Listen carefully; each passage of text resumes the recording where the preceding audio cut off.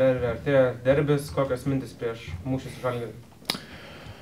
Jo, dabar mes visą tą mėnesį tokiam etape, kur reikia pamiršti kuo greičiau paskutinės rungtynės ir koncentruotis tik apie rytojaus rungtynės. Atvyksta Žalgiris, pralaimės rungtynės Baskonijoje ir tikrai jie bus pikti ir jie visai gerai reaguoja po tų pralaimėtų rungtynių.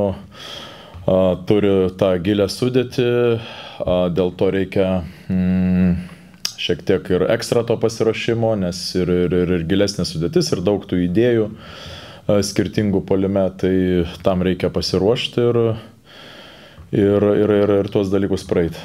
Žinant, dabar kovo mėnesis, jau vis tiek toks mid-seasonas, galim sakyti, ar ne kaip, mat, kas tokiuose derbėse svarbiausia, ar, sakykime, tos krepšinio detalės, ar mentalinė dalis, ta psichologija ir visą kitą?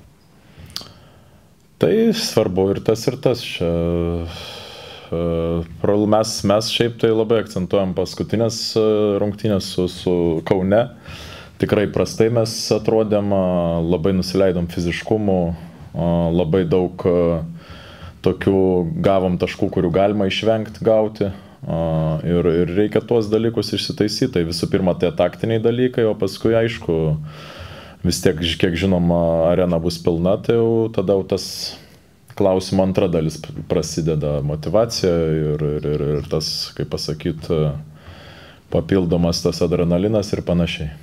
Minėjot, Žalgiris po tų pralaimėtų rungtynių su Baskoniu atvažiuoja dabar į Vilnių. Ar davė kažkokio plano treneriams tos rungtynės su Baskoniu iš analizės pusės?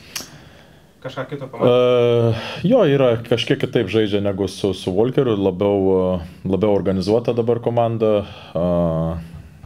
labiau, kaip pasakyti, valdoma.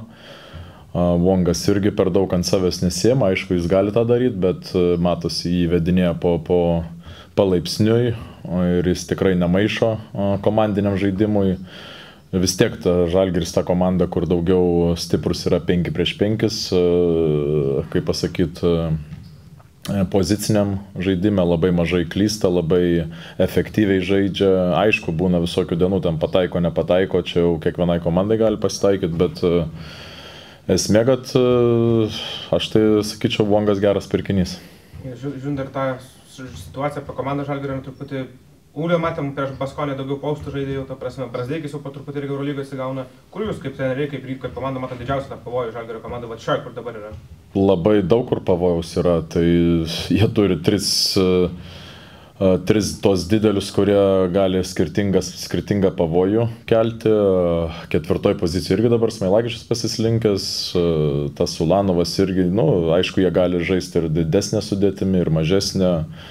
Ir daug tų ginklų, ir Brazdeikis dabar įeidinėja gerai, Francisko visą laiką bus tas, kuris daug kas spręs. Tai reikia tam būti, sakau, pasiruošus ir aišku, daug specialių situacijų ir Vydžiui. Tai sakau, daug, kai mes rašom rungtynių planą, tai paprastai pusę to didelio lapo užpildom, dabar beveik visas užpildytas. Tai kadangi vis tiek didesnės rungtynės ir žaidėjams reikia šiek tiek pasistiepti ir mums treneriams reikia pasistiepti daugiau tos informacijos šiek tiek, bet ir sakau, visą laiką turim jaustis komfortabiliai prieš rungtynės, o jausimės komfortabiliai tada, kai jom pasiruošim.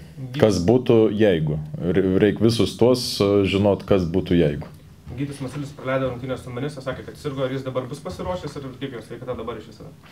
Šiaip tai rytoj rungtynių dieną turbūt bus aišku, kaip šiuo metu tai dar lygtais ne kažką, bet bus matyti rungtynių dieną, tai kol kas galutinio atsakymo neturiu. Kaip tai? Sakyk. Daug kas treneris sakė, kad Baskonijos ir Žalgirio rungtynės šlykščios buvo, negražios žiūrėti.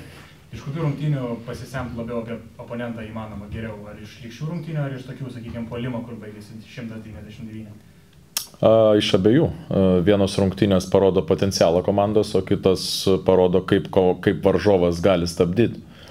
Ir ką komanda gali duoti, kai jai neina. Kaip komanda žaidžia, kai jai neina tas jų žaidimas, per kur jie bando atakuoti ir panašiai. Tai abi rungtynės duoda informacijos, tos pačios rungtynės su Utena duoda informacijos. Tai reikia tik tai mums atsirinkti ir žaidėjams neperkraut žaidėjų su informacija. Tas yra labai svarbu. Rungtynių su manisa kalbėjom apie tą, sakykime, derbio pristatymą. Žaidėjai kaip pristatė derbį PJC, Ar jau papasakot kažką apie šitą ir kaip jisai laukia tokių rungtynių? Tikriausiai, žinot, jo tą profesionalų lygį. Na, visi žaidėjai žino tų rungtynių, tik pasakysim, manau, kad žaidėjų yra pakankamai informacijos, kad arena yra pilna. Tai tuom viskas pasakyta ir čia nereikia jam, kai mažam vaikui, prie lentos su lasdele aiškinti. Čia tokios ir tokios rungtynės, tai to tikrai nereikia, visi profesionalai ir jie supranta. Irgi paminėjot prieš tai apie Isaiah Wong, kad jūsų manymu tai yra geras Žalgiriui pirkinys, ar ne? Ar jis gali būti, sakykime, toks, kaip pasakyti, ne X faktorius, bet toks žmogus, kuris gali nustebinti, nes nežinom, ką jis dar iš tikrųjų gali iki galo? Nežinau, kaip atsakyti šitą klausimą, nes tikrai dar nepajautęs aš to žaidėjo, NBA neslėpsiu, neseku.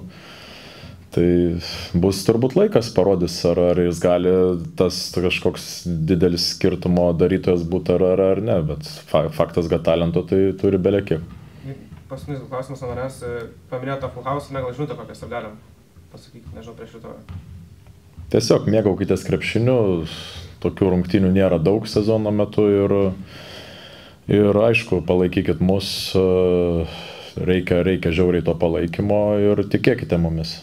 Ryto dokumentikoje buvo matoma, kaip kviečiat žaidėjus po vieną į pokalbį, vadovai irgi sakė, kad ir treneris kviečia į pokalbį, po tų pokalbių pralaimėjot tik tai Malagos Unikachai. Kiek naudos ir kokią naudą davė tie pokalbiai, žiūrint iš dabar jau retrospektyviai? Nežinau, reikia žaidėjų klausti. Vienam gal padeda, kitam nepadeda. Mes ten nėra kažkokie, kur tu ten kažką mokytum žaidėją kažką, kaip reikia viską daryti. Esmė, kad tiesiog tu pasikalbi su žaidėju ir viskas. Aš tai ne per daug, kaip pasakau, nedarau iš tos musės to dramblio kažkokio. Čia tiesiog kiekvienoje komandoje tie pokalbiai vyksta, mes gal tą iš arti rodom tos epizodus, kitos komandos gal nerodo, bet patikėkit, kiekvienose komandose tas vyksta ir tikrai nenoriu čia kažkur išpūsti kažkokio burbulo dėl to.